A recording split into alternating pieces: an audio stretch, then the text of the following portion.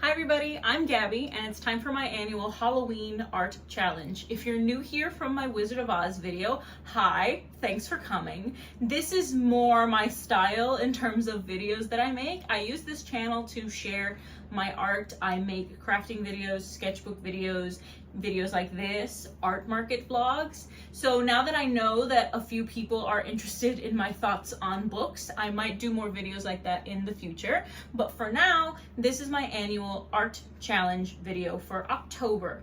Every year I like to work on 2 different art challenges just to try to force myself to get motivated and make work. So I either work on Mythological May, which is a prompt list that I do almost every year, and it's 31 different prompts. This is to force myself to either do more sketchbook work and really focus on making work for me, or to make stickers and things for when I do conventions. Whereas October, I usually only work on 13 prompts.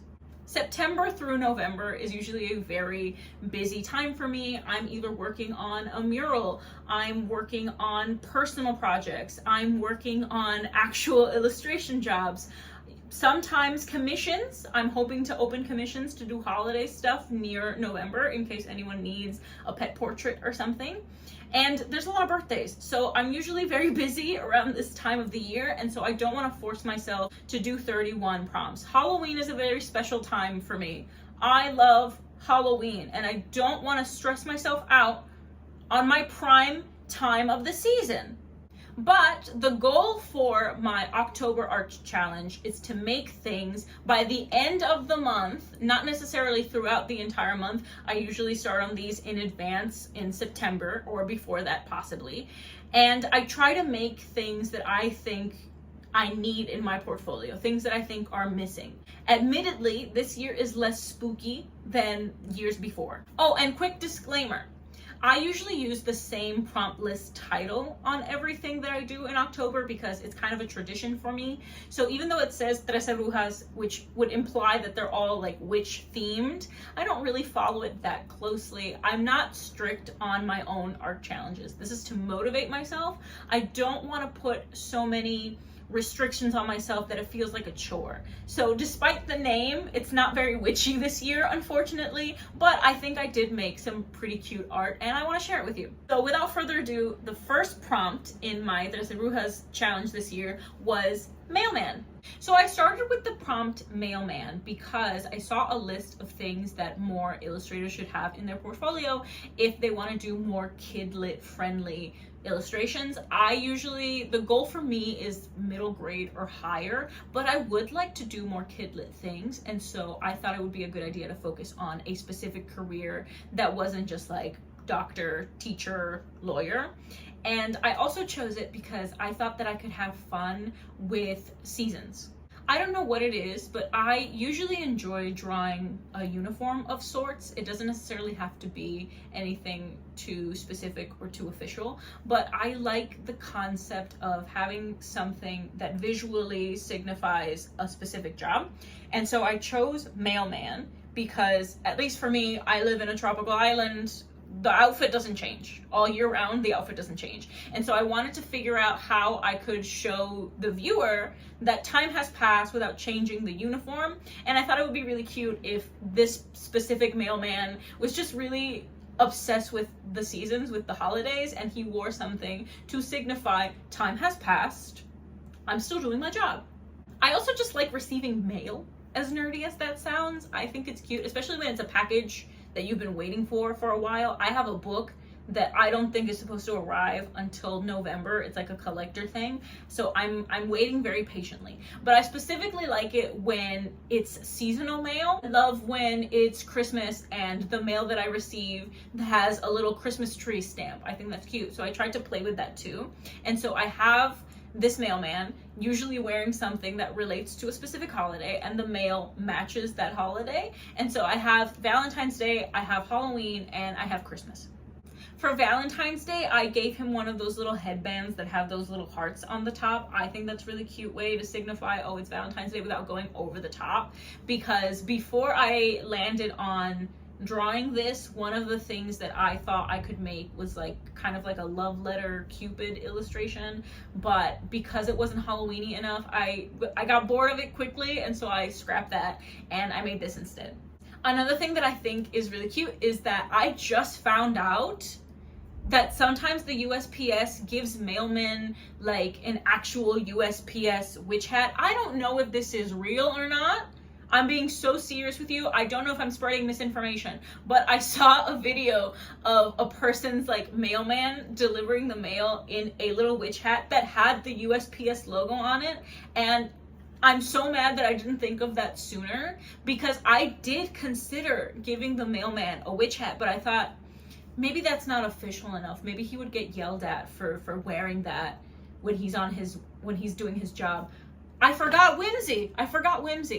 I am happy though that I gave him like a Dracula cape, because I'm gonna be a vampire for Halloween this year. And depending on when this video comes out, you might have already seen it. You might have already seen my Halloween costume. But whatever, I have a thing for vampires this year.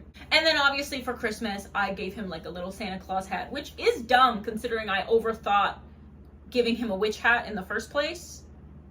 But I have seen mailmen wear like Santa Claus hats or little elf hats, so I thought I could get away with it. Prompt number 2 is painting, and I decided to actually do a little witch for this one because I couldn't help myself. So I knew that for this prompt, I wanted to focus on a group of kids doing some kind of activity or learning how to do something. And since it said painting, I considered maybe having like a kindergarten teacher teaching her kids how to do a craft, or having a group of kids in like an art class. But I landed on painting a mural instead, because I recently did a mural with a group of children for my work trip. And I really loved the experience. I thought the kids were really cute. They were running around, they were painting. They were messy, obviously, but they were so focused on doing the task at hand. They were really excited about working on the mural. They were excited about getting up on a ladder with help, obviously. I did a little witch because obviously, but I did a witch because when you work on a mural, there are certain things, it's not necessarily a uniform, but there are certain things that you have to wear for your own protection. Every time I work on a mural, I'm either in some kind of Michael Myers jumpsuit, or I'm in overalls or something. I have sunscreen on, I have my braids in so that my hair doesn't get stuck to everything. If I paint the end of a braid, that's fine. If I paint my entire head of hair, that's kind of a problem to remove later. I usually wear a straw hat to protect myself from the sun. And on this day that I was teaching kids how to paint, I remember going to the bathroom and looking at myself in the mirror and thinking, I look a little bit like a witch right now. I had sunblock all over me, and I was covered in paint, and I had little braids, and you can't really see the top of my head because the brim is so wide. And I was like, I'm a little witch in overalls. And that stuck with me. And so when I did this painting, I decided to make my character a little witch in overalls teaching kids how to paint a mural. Like with the first one, I wanted to keep the background blank because I've seen a lot of kids books that have a pretty simple background so they can add a bunch of type or move things around. And I did cheat and paint a mural that I already had like the drawing for. I took the sun that I painted in my sketchbook and I just sort of like placed it into the image, and I made that the mural instead of like drawing a whole new thing for the mural. Is that cheating? Maybe. Is it being smart? Yes, it is. Because then I didn't have to do an entire fake mural for the kids. I do have critiques of it though. I feel like I could have done a color palette beforehand. Things can get lost in the background very quickly. And I started to realize that unless I changed the shades of the colors that I was already working with, or I meticulously picked a specific color so that it didn't look like too much, it got very muddled very quickly. So that's something that I need to think about, so that the next time if I decide to redo this image, I can pick very specific colors for the background, for what the kids are wearing, for the paints. I don't know if this is necessarily all that successful. I think it's cute. Will it be in my portfolio? I don't know. Prompt number 3 was grandparents, and I think I had something in my head that didn't translate well, but people seem to enjoy it, so I don't know how I feel. I posted this on Instagram before I posted it anywhere else because I had scheduled all of my art prompt pictures beforehand, and This is the one that so far has gotten the most engagement, the most positive response, but I kind of don't like it. So I don't know how I feel, because I think in my head I had such a specific, vibrant idea, and I don't know if I did it well here, because I pictured this little girl who lives with her grandparents, and her birthday is on Halloween, so she gets a dual birthday party / Halloween party. And the only reason that I think I really focused on this idea is because I saw a picture of one of those little dirt cakes covered in like gummy worms, and I wanted that to be like the star of the illustration. Like, the grandma has made this cake for her granddaughter's birthday and everyone's excited. I did sketches of what everyone else would be wearing, like all the other people.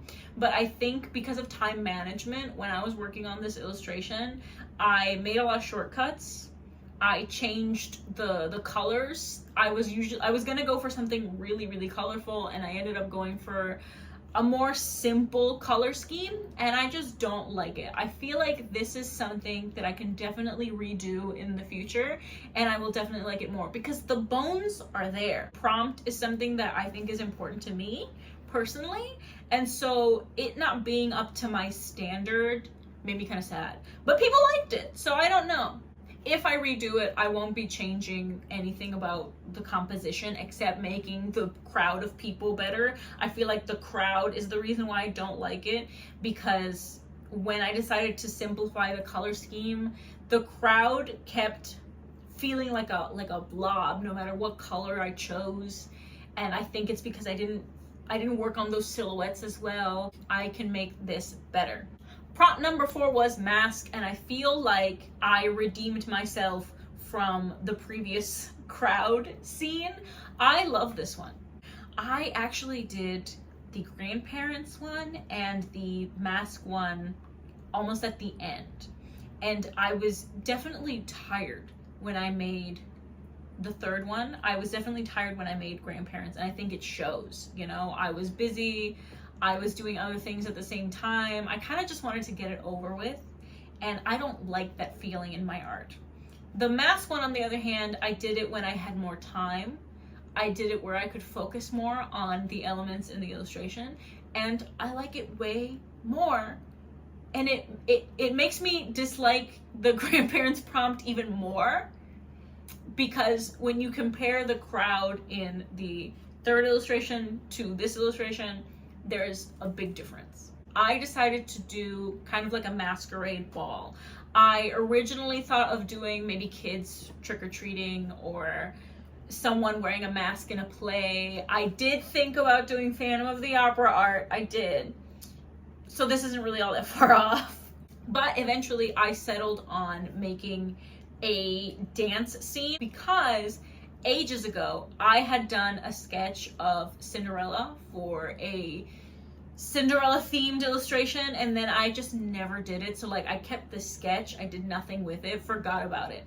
And then when I was making the sketches for my Halloween prompts, I saw it in my sketchbook, and so I just took it and I made it goth. I made them vampires. I made them vampires because for some reason that's just the theme this year. That's the general theme in my brain. I blame Interview with a Vampire. I didn't want to focus on like one specific time period either, so this isn't like my usual blank but make it art history drawings. But I did have a few pictures in mind when I made this. I knew that I wanted it to be red. I knew that I wanted it to be sparkly. I knew that I wanted her to have like opera gloves. I was kind of thinking of Cinderella from Disney if she was a vampire. The 5th prompt was Gothic lit, so I used it as an excuse to make art based off of Angela Carter's The Bloody Chamber and Other Stories, because I read it literally the day before New Year's last year, and I promised myself that I would make at least one illustration based off of any of the stories in this book, except maybe the Snow White one. Didn't care for that one. I decided to make a bunch of sketches. I actually have quite a few that I will probably work on later, but I decided that for this prompt list I should do a book cover, because most of my book covers tend to be like a lot, I think. I like it, that's kind of my style, but I knew that I wanted to also focus on something a bit more simplistic, and so I did two. The first one that I did is usually more my style. I focused on the main character of the first story in the book. I didn't want it to be a full-on portrait. I wanted to have space for type, and I wanted to include the key. The second one that I did, I just focus on the key itself. This one is my favorite. I posted both of them on Instagram, and everyone seems obsessed with the first one, but for me, it's the second one. What do you guys think? Prompt number 6 was insects. I didn't know what I was going to do with this one, if I'm going to be honest. I thought about making a repeating pattern. I thought about just drawing a bunch of bugs.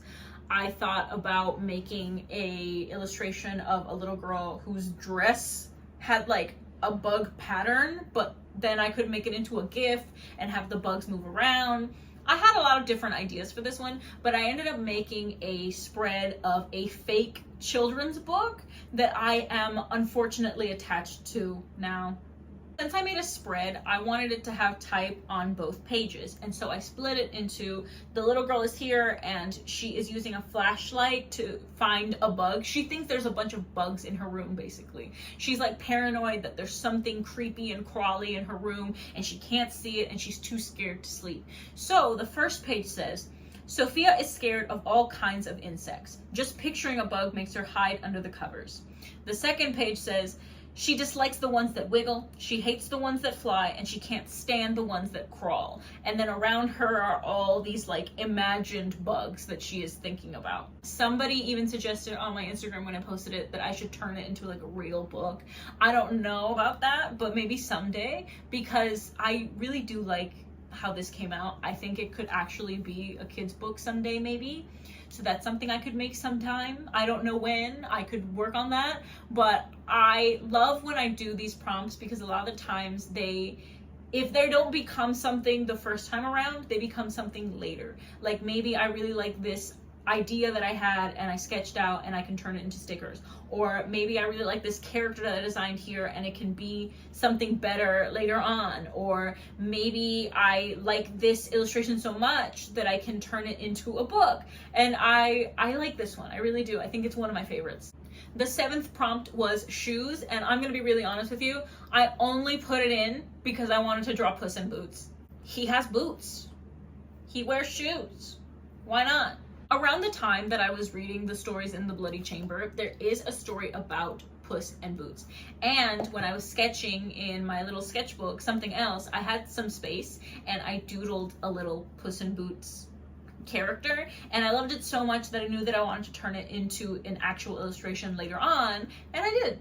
I'll put a picture of it here, but you can see him right here. I think he's precious and I love him, and I love the new one even more now. Also, this might be like shocking to the general public, but I'm not really a cat person. It's not that I hate cats, and I do like drawing cats. It's just that I didn't grow up with cats at all. I didn't have a cat. Cats were not around my house. My grandma didn't have cats. And then suddenly I went to the university and almost everybody I knew either had cats or really, really wanted a cat. And so that was kind of like a culture shock. Like I had dogs. I have a dog. I had a rooster. Never had a cat. But when I think about ever having a cat, like if hypothetically somebody was like, you have to have a cat, you have to own a cat right now, I either want a witchy black cat, I think they're beautiful, I think they're precious, or I want like a chunky chocolate cat. I almost never see brown cats. I don't know if it's a specific breed or what, but every time I see this kind of cat on Pinterest, I go crazy because they have like perfect chocolate brown fur and brown eyes, or like yellowish eyes, and I'm like, you are what I picture when somebody says cute cat. I gave him a little feather hat. I gave him a little cloak jacket thing. I love him so much, and I would love to work on a kid's book that had something like this. Prompt 8 is Candlelight, and I'm really happy with this one because it's actually spooky. I knew that I could have done something a bit more kid related, but since a lot of these just didn't feel like the kind of art that I usually do in October, I decided to go all out and make something a little bit more gothic. It also gave me an excuse to try to draw stairs. I don't usually do stairs. It's not that I have an aversion to drawing stairs, it just doesn't really come up. So making this staircase was actually really fun. I got to work on angles and perspectives. It may not be perfect, but I really like it. I think it conveys what I wanted to. I think it looks like an old kind of rundown building. I did a window. It's broken. You can see shards of the glass, which makes the wind kind of move the curtain around. I made the curtain kind of ugly, like it has a bunch of tears in it over time. I had a good time with this.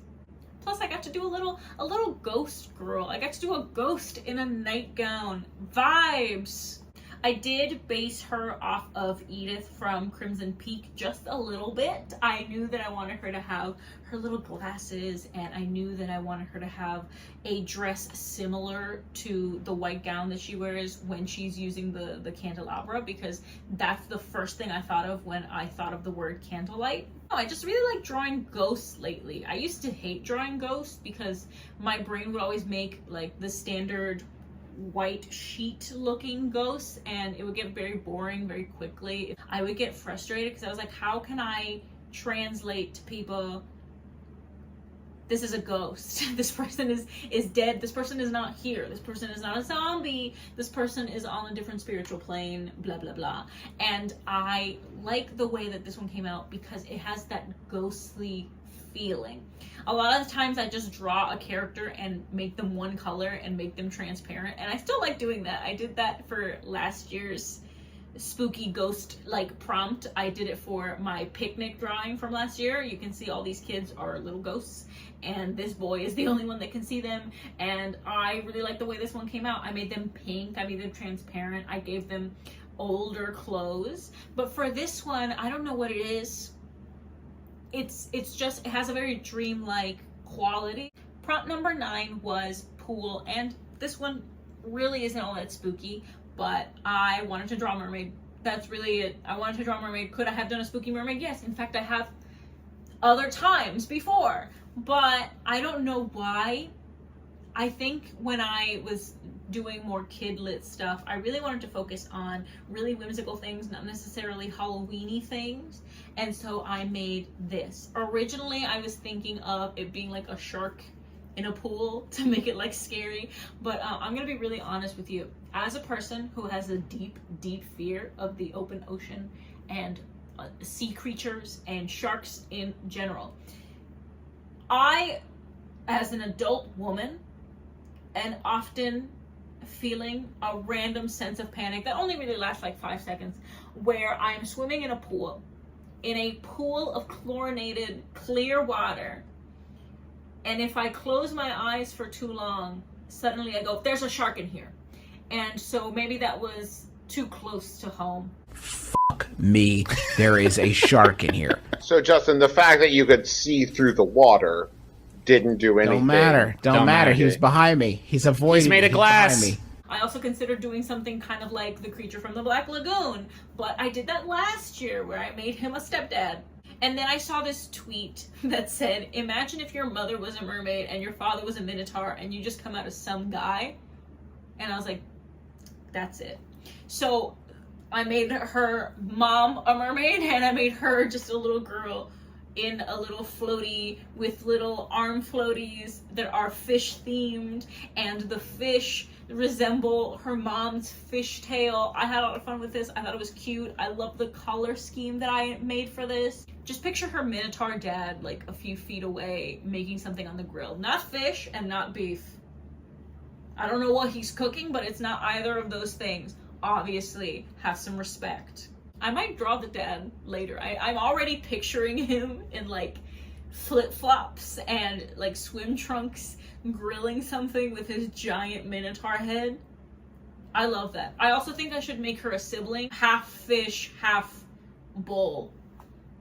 And they have a happy, beautiful family. I will definitely be drawing that later because I love this. Prompt number 10 was animals, and I came up with a prompt that I am still very proud of. I think it was very creative, and that is anthropomorphic animals in middle school performing Romeo and Juliet at their school play.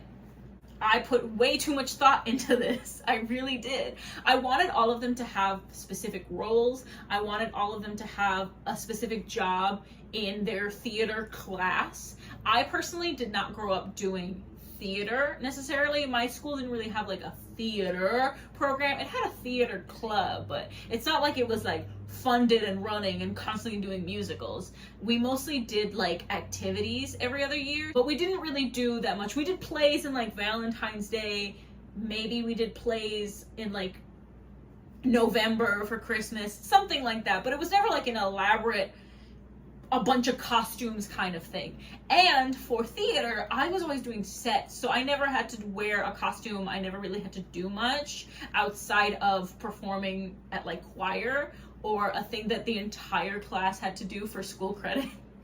So this isn't really my experience. I am basing this entirely off of memes and that one episode of Pen 15. So I did the giraffe, and the giraffe is Juliet. I wanted to do a giraffe so bad because I just love that giraffes are these really long, lanky, kind of awkward creatures, and I thought it would be perfect if she was like the pretty girl next door who is Juliet for the play, and her leading man is just a tiny frog boy who is our resident Romeo. I love when the woman is taller than the man in like romantic pairings. I think it's really cute. You have a lot to work with here. It's giving Gomez and Morticia. The rabbit plays the nurse, and so since this is like rehearsal, she doesn't really have anything to do right now, so she's just kind of there so that the alligator girl can work on her costume. There's things that need to be pinned, there's things that need to be altered. Stand still. She's working so hard. She has so many outfits that she has to make. And when I drew the alligator, I had so much fun because since the other characters that I had worked on first were in costumes for the play, I could really focus on personality. When I did the little alligator girl, I gave her a very Y2K kind of outfit. I gave her all the little things that she would need so that she could make all of these little costumes. She has the little pin cushion on her arm. She has the, what do you call this kind of ruler? I don't remember what you call it, but she has one around her neck. She has little shades. I just love her. She's a cool girl. She's a fashionista. She is this school's Raven Baxter. And then next to her is this little elephant. I love her. She has what was essentially my job in school. She is painting the sets. She's covered in paint. She's covered in glitter. She's got a lot to do. She needs to be excused from math class. The play is in a few days. They need her. And she has a little friendship bracelet. And I really thought of giving it to so many characters. I was like, who would have the friendship bracelet? But I didn't want to mess with like the color scheme too much, and so I gave the friendship bracelet to the little dog that is working in tech. She's working in lights. She's working in sound. She is busy. She is stressed. She's grumpy. I really wanted her to be more of a tomboy character because I feel like whenever people make anthropomorphic like dogs that are this kind of breed, like those tiny little toy dogs or like poodle kind of dogs, they always make them hyper feminine. She's just here to work. She's not here for diva attitudes like the cat that is currently yelling at her because he doesn't like his cues. He doesn't like the lighting that she uses whenever he has to come on. I don't know what character he's playing. Think of that. Whoever wants to give me a role for him, think of it, because I made him specifically in his like regular civilian clothes. I don't know, I just generally really love this illustration specifically. I love how it came out. I think it's really creative. I think it's smart. And I think there's like a lot of information when it's just simple characters with like a white background. I think it works. I love it. And I got to play around with like sizing because obviously there's no way a frog would be the same size as a small dog. They're not that different in height, but it's cute. It works. I had a great time. I love it.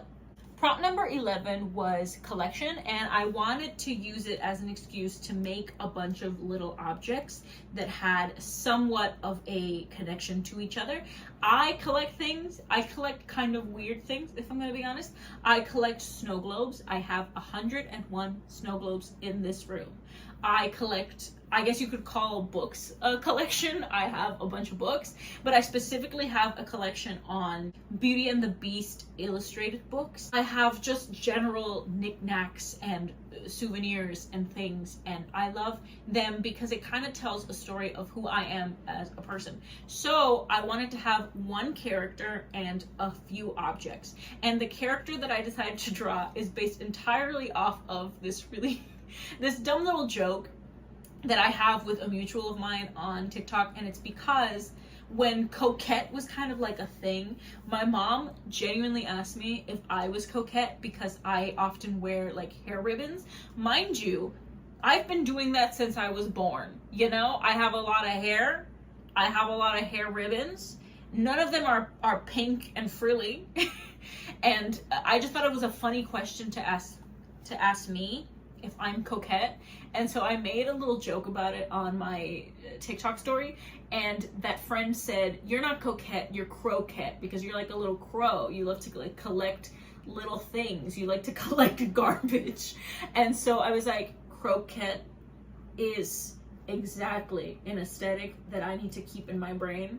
I have a very specific view of what croquette means. It's a lifestyle, okay? I made this like earthy kind of witchy girl who talks to crows and ravens. So she has like pet birds or like familiars, and they love to bring her things. So I made it kind of like a kid's book. So it has type on both sides, and it just sort of enumerates a bunch of little objects that she has on her shelves or in her room.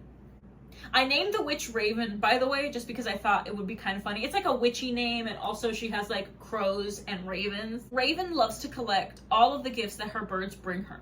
She has rocks, crystals, hairpins, buttons, coins, spoons, rings, marbles, and keys. I thought that that would be something that a crow would like to bring you, you know?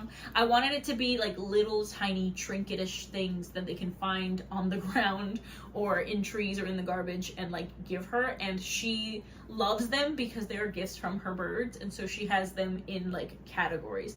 I also just wanted to keep it simple in terms of color scheme. I wanted it to be like she wears very earthy, neutral, white colors, like a lot of tans, a lot of browns, a lot of white. She has a lot of little pins, a lot of little stars, some pearls, a lot of little ribbons. She has kind of like a fishnet around her. She has chain belts. I picture that everything that she wears, she has rings, bracelets, are things that the crows and the ravens would bring her. Prompt number 12 was teeth, and there's a lot that you can do with teeth. Not even thinking about like spooky season, there's so much you can do with teeth if you're trying to make something for like a kidlit portfolio. There's baby teeth, there's losing teeth, there's kids smiling with a mouthful of teeth, there's cavities, there's monsters with rows and rows of teeth. But for some reason my brain was stuck on the idea of drawing the tooth fairy. I wanted her to be very bright, very saturated, because I think when kids think of a fairy, your brain kind of goes to two very different places.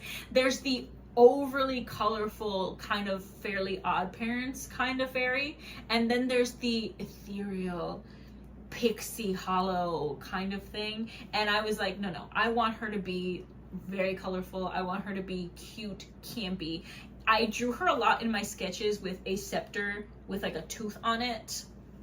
I had different patterns on her outfit. I had little teeth. I had dentist gear. I had a bunch of stuff. And then I just kind of settled with her having a more simplistic thing so that I could focus on having really colorful wings and really colorful hair.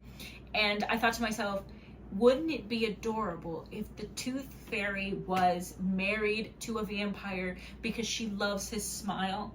Plus, I really wanted to draw him in a more stereotypical Halloween-y fashion because I wanted to keep in mind that this is spooky season. I haven't drawn much spooky things this year, and I wanted him to be like purple and red and sort of really like opposite to what she looks like. And I love the shoes I gave him. I kind of want them. I have similar shoes. I think I can just make a bat to put on my shoes. Lastly, the 13th prompt was uniform, and I guess it kind of circles back to the first prompt that I did. I didn't really think about that when I was drawing them, and I did this drawing kind of like in the middle. It was wedged between a bunch of the other illustrations that I did, so I didn't think that it was the last one. I didn't realize that until I had finished all of them, and it's kind of a bummer because it has nothing to do with Halloween at all. For uniform, I wanted to draw different kinds of uniforms that a kid would wear, because at least where I grew up in, every school wears uniforms, whether they're public, private, religious, all of them wear uniforms. So I drew her in her school uniform, I drew her in a Girl Scout-esque uniform, and I drew her in a soccer uniform. I am a little bummed that it has nothing to do with Halloween. I don't know why I didn't think about that at all. I should have maybe added a pattern or something, or given her a Halloween themed lunchbox, or given her Halloween themed cookies, but I didn't think about it at all, and now I'm kind of bummed out about it. I will say this though, I knew that some of them just weren't going to be as spooky as they usually were, and so I overcompensated and I did a bonus drawing, which are these like Halloween cookies. And also, I don't know why, but she reminds me a lot of a drawing that I did for last year's spooky season. So I'm gonna set the scene. These are the cookies that she sells during Halloween season. And if you look at my prompt list from last year, the last one that I did was a little ghost girl. And in my head, either she becomes this ghost girl, which is really morbid, or she's the little girl that meets this ghost girl. I could sketch out a book idea later, maybe. I don't know. I'm trying to come up with an idea as to how I can make this spooky retroactively. I don't know. Maybe there's something there. Maybe there's something that I can pull out, because as of now, boring. I also just don't really like it all that much. I like the idea. I like the concept. I like this retroactive idea that I'm coming up with, but I'm gonna be really honest with you. I drew this in the middle of a power outage and I just wanted to have it done. I think if that hadn't happened, I would have put more thought into it, but I didn't want my iPad to die before I finished the drawing. So here we are. I do think there are things that I can fix. I think if I really, really push it, I can kind of have them match each other. It would work more. I think that's something that I'm gonna be doing later on if I have time, because like I said, I'm really busy right now, but once I have free time, I think this is one of the ones that I really want to push more. So yeah, it's not as detailed as maybe last year's video was. It's not as spooky as I usually like to go for October, but I'm proud of myself for doing 13 finished illustrations. And there are a few that, even if they're not spooky, I am in love with. So this is my prompt list for this year. I hope you enjoyed this video.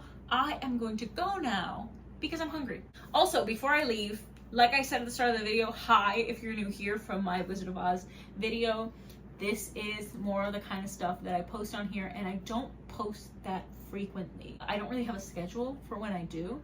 I just post when I think I have things to upload, right? So the book video took a while, but I made it because I read all those books and I had so much energy.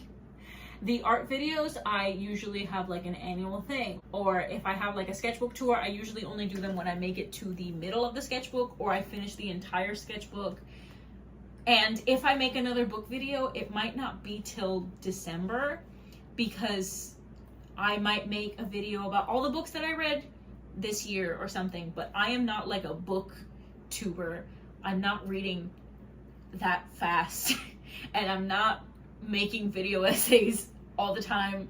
That's the first video essay I've ever made. I really liked it, but it was a lot of work and I don't do this full time. So if you want to see more book things, let me know. A lot of you guys suggested other books that I should read, but it will probably take me a while before I ever even think of making another video essay like that. So I need you guys to know that. And I hope you stick around. Be going now.